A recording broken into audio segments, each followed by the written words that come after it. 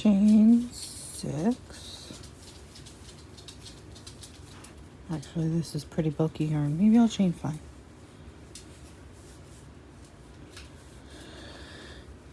And then I'm going to be working in the back loop only. So this is the back, what I call the back bump. This is the front loop, and this is the back loop. So just into the back loop, I'm going to slip stitch. And when you're doing a slip stitch like this and you're planning to work multiple rows into it, pulling up that loop so it's the same height as the other one and working kind of loosely can be very helpful.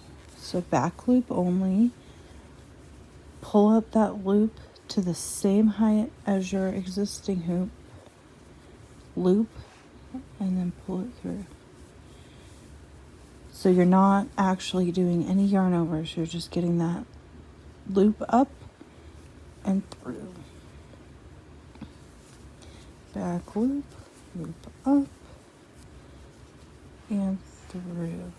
And then chain 1, turn your work, and once again, only working in the back loops. So you're going to ignore these loops in the front, straight into the back, slip stitch.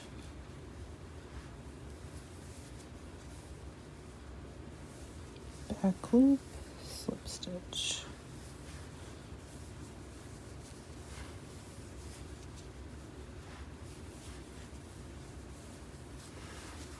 Back loop, slip stitch, chain 1, turn. Back loop only. This is your first ribbing ridge right here, actually. So you want to make sure that you're actually able to look and find the last worked row of stitches. Because sometimes at this point it seems like this is your stitch right here, but that's the front loop. You actually want to look over and find the back loop, slip stitch. 1, 2, 3, and this sometimes your turning chain will sort of crowd over your stitch, so you can see my back loop is kind of hidden in there. But when that happens, I just sort of wriggle my hook in and find where it's supposed to be.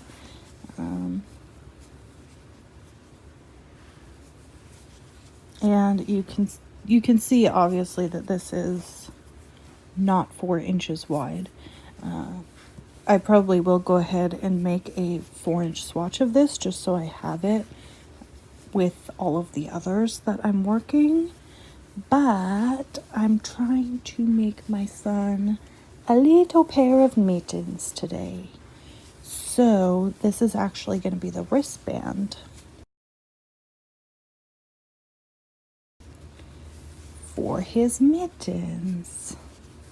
But I only have a 2-hour, it's a snow day. I only have a 2-hour delay for work. So I'm not sure if I can make a, 1-hour pair of mittens. 1 hour, not 2, because I also have to get ready for work. And I want to leave earlier than I need to, because if the roads are bad, I either want to make it to work or be able to call out and turn back around.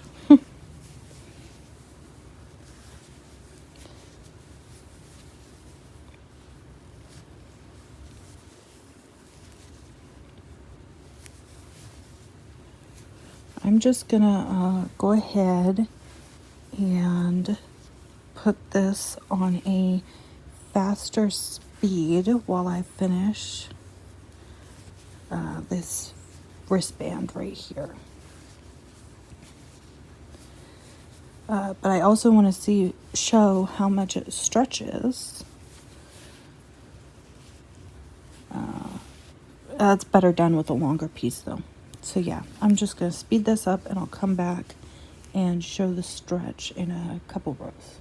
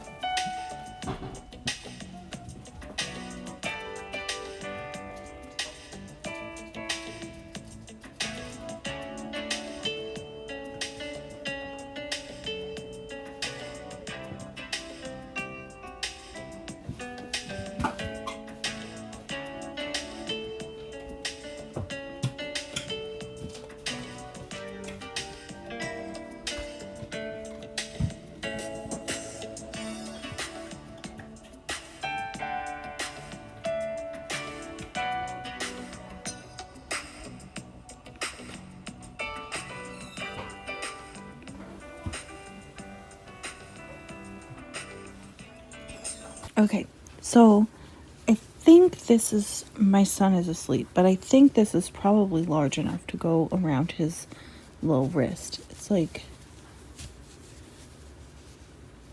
I might do one more row, but you can see that it almost looks like knit ribbing here. You can see the V's on the surface, and then there's a little valley in between each ridge of V's, and when you stretch it, it stretches a ton. I don't know where my ruler is. I'm a little swatchy doohickey. Alright, let's just we'll use this one from yesterday as our measurer. So this was a 4-inch square, right? I'm just going to pull my hook out of here. And that is actually also about 4 inches long, not tall.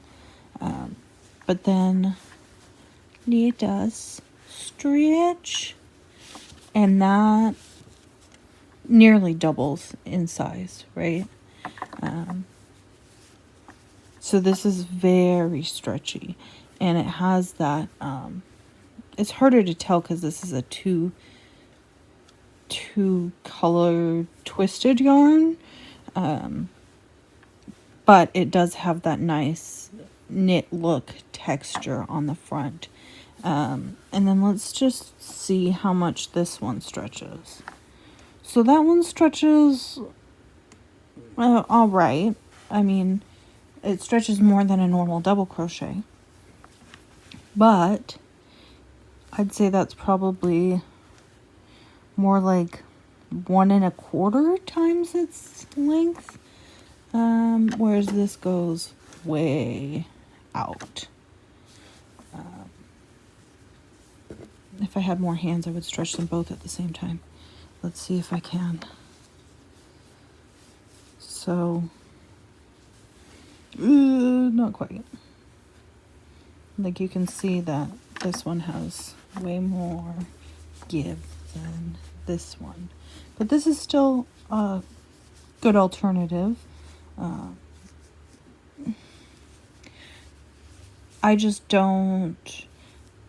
I don't prefer this to this for like hats and gloves and things that are actually going to be worn. But what this is nice for is for giving a textured look to something that you don't necessarily want to be able to pull out to 2 times its length. So this front loop and back loop alternating stitch definitely has its places. I just have a strong preference for slip stitch in the back loop only. But that's a personal preference. So try both, see which one you like. Thanks.